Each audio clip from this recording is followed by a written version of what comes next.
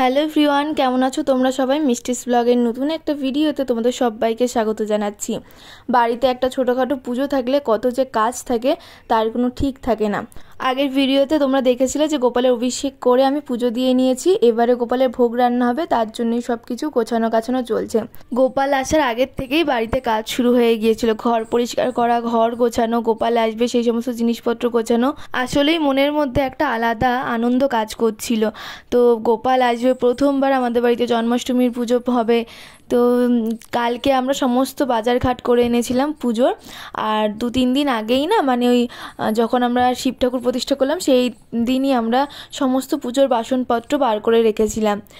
আর আজকে সকালবেলাতে আমার মা আবার সমস্ত বাসন ধুয়ে নিয়েছে, ভালো করে পরিষ্কার করে নিয়েছে।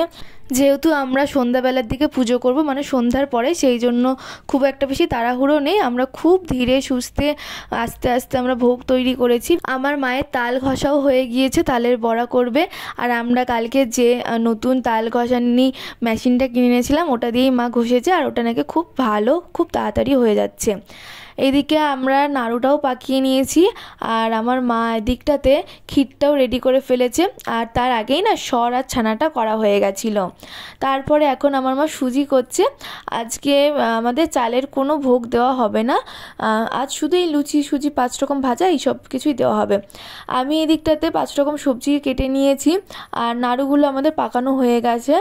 আর এবারে না আমার মা কিছুটা তাল দিয়ে হচ্ছে তালের ক্ষীর বানাচ্ছে, মানে কিছুটা তাল দিয়ে বানাবে তালের বড়া, আর অল্প করে বানাচ্ছে তালের ক্ষীর। মা ময়দাটা একদম আগেই মেখে রেখে দিয়েছিল, আর এখন আমার মা হচ্ছে বেলে দিচ্ছে লুচিগুলো, আর আমি লুচিগুলোকে ভেজে নিচ্ছি।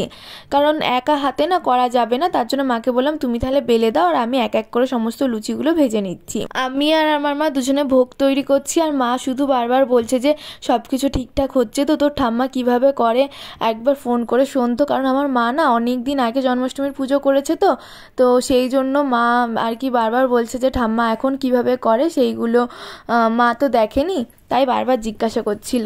এখনও সন্ধ্যা হয়নি, আর আমাদের এই দিকটাতে এখন তালের বড়া ভাজা চলছে। তালের বড়াটা ভাজা হলে আর তারপরে 5 রকম সবজি ভাজা হলে আমাদের ভোগ কিন্তু রেডি হয়ে যাবে।